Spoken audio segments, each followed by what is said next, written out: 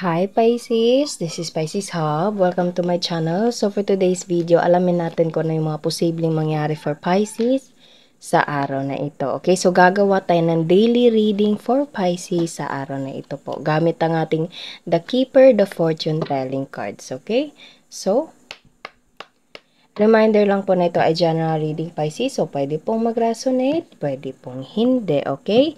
And ang lalabas dito ng mga energies, masculine or feminine man, ay pwede po sa babae, sa lalaki, or sa LGBT na mga Pisces, or yung mga taong nagdi-deal kay Pisces po, okay? And ang ating daily reading ay always pong timeless Pisces. So, kahit anong araw, buwan, o taon mo po napanood, basta tugma po sa sitwasyon, take lang, okay?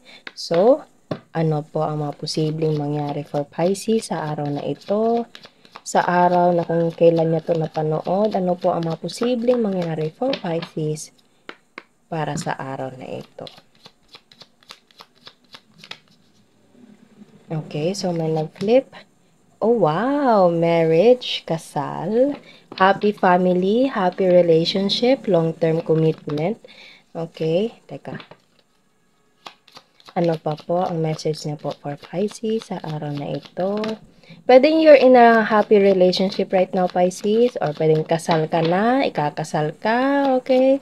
Or something na you're in a long-term commitment right now, in a long-term relationship, unexpected income, and high honor. Okay, so it's either ikaw or siya na karelasyon mo, Pisces, asawa, boyfriend, girlfriend, fiancé, live-in partner, okay? Meron siyang ibibigay or ikaw yung merong ibibigay, and this will feel so blessed. You will feel, or this person feels so blessed to have you, or something na parang ano siya, parang magdadagdag siya ng spark into your relationship, Pisces, okay? Kumbaga, so maganda yung kung ano man itong unexpected income na darating. Pwedeng hindi naman siya literal na money, pwedeng ito ay something na opportunity or something na good news, okay? Or pwede ding literal na bagay, pwedeng gift, okay? Or pwedeng pera mismo, okay? Meron siyang ipapadala sa'yo, pwede pong ganun, okay?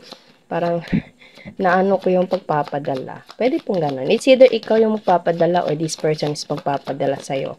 Or anything po, basta merong magbibigay or merong magtatanggap. Okay? And this person have a, kumbaga, anong tawag nito, work na he is professional with. Okay? Kumbaga, meron siyang magandang trabaho, maayos na pinansyal. Bigla ko narinig yung word na negosyo. So, this person thinks to build a business together with you, Pisces. Okay? Kumbaga, meron siyang opportunity, offer, padala, pwede ding gift, okay? Or pwede proposal kasi meron tayo ditong marriage, okay?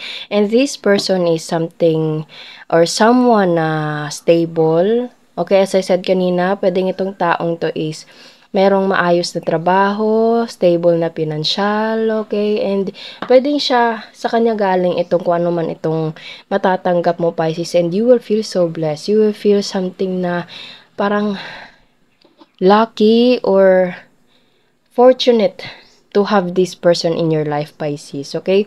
So, as I said kanina, pwede makakadagdag siya ng kasiyahan, happiness, spark sa relasyon niya, Pisces, kung ano man ito, okay? Bigla ko narinig yung word na plan. So, it's either this person or you, or pwedeng alam nyo na yung dalawa na meron kayong plano. I don't know kung ano po yun, basta ganun po yung naririnig ko dito. So, ano pa po ang message po regarding with this person ni Pisces and oh, distant horizon. Yes, so as I said kanina, pagpapadala. So pwedeng you're in a long distance relationship ngayon, Pisces, okay? Pwedeng malayo kayo and this person is yun nga magpapadala or something na merong good news na ibibigay sa iyo and you will feel so blessed. As I said kanina, magdadagdag siya ng spark, okay? More passion sa inyong relationship. Pwede ding proposal or something na meron siyang sasabihin sa'yo about long-term commitment, okay? Basta merong plan. Merong something na pagpaplano and at the same time, initiative to do this plan na magawa. Okay? So, this person is so stable and at the same time, alam niya kung ano yung gusto niya. And ikaw yun, Pisces. Or, obviously, andun ka sa planong yun, Pisces. Okay? So, kung ano man ito, hindi ko po ma-pinpoint. Pero, maganda na yung, yes!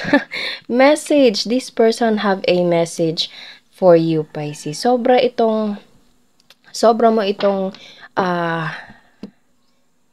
ikakasaya. You will feel so blessed to have this kind of opportunity, Pisces, okay?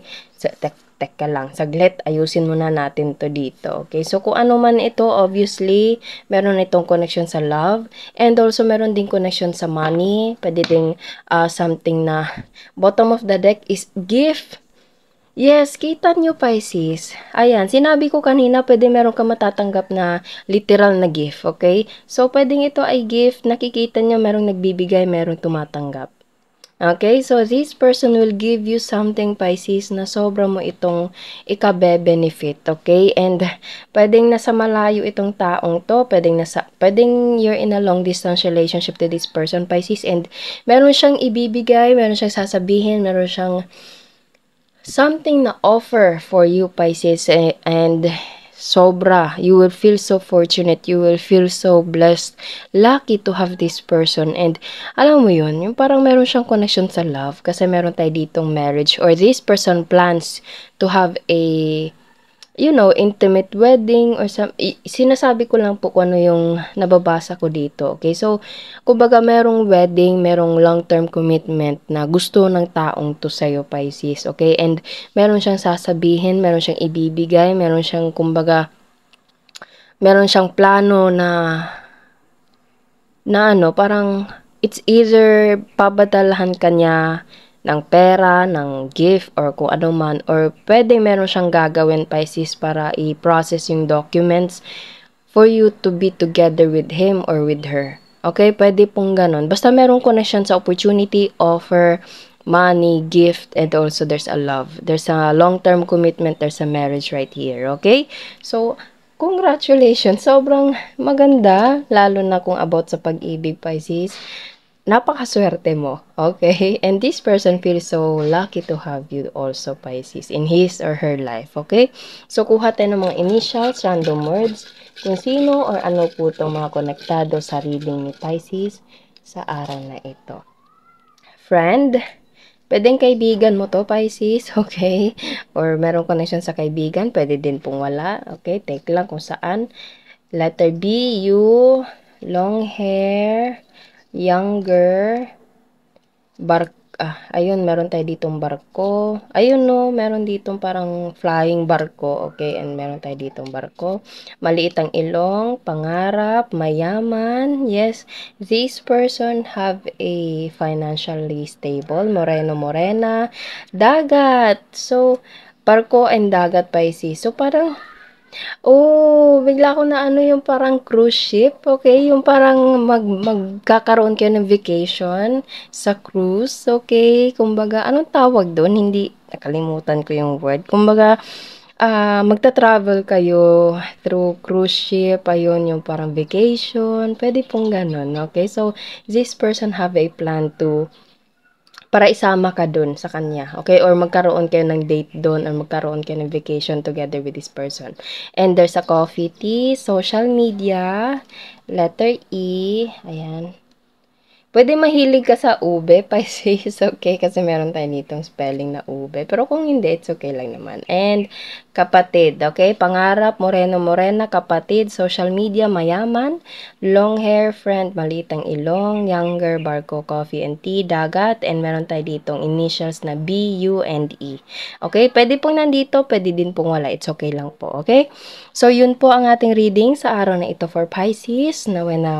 Nagustuhan nyo po, huwag nyo po sanang kalimutan na mag-like at mag-subscribe po sa ating channel and click the bell button, Pisces, para ma-notify po kayo sa next videos na i-upload natin, okay? So, thank you, Pisces, and God bless!